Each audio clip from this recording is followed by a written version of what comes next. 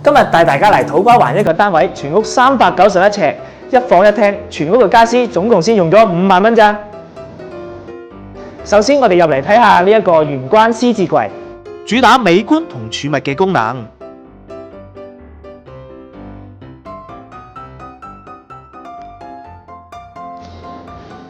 咁呢度呢，我哋就做咗個換鞋位啦，鞋放喺呢度呢，我哋攞起鞋換鞋嘅時候呢，就會好方便啦。呢度呢就做咗個超大超深嘅儲物間嘅設計啦，咁樣就可以擺好多日常嘅用品放喺度啦，麻雀台都擺到㗎。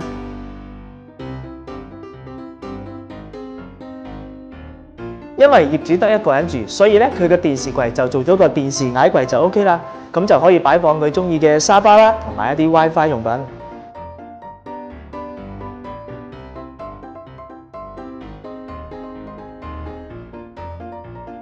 設計嗰時，我哋考慮到要保持整個客廳嘅一致性咧，所以呢度我哋做咗個格柵隱形，我哋而家入去睇下先。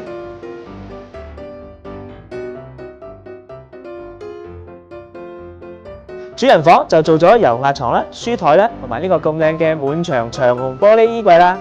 油壓床下邊就可以擺行李篋啦，夠晒慳位啦。咁呢個衣櫃呢，我哋因應業主嘅要求呢，我哋就做咗個拱門設計啦，之後配搭3線嘅長紅玻璃趟門啦。咁最後我哋就嚟睇下呢個廚房啊。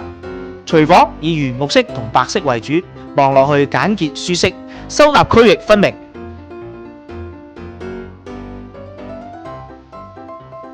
如果一人單位咁樣嘅設計，你又中唔中意啊？快啲 PM 我哋，話俾我知啦！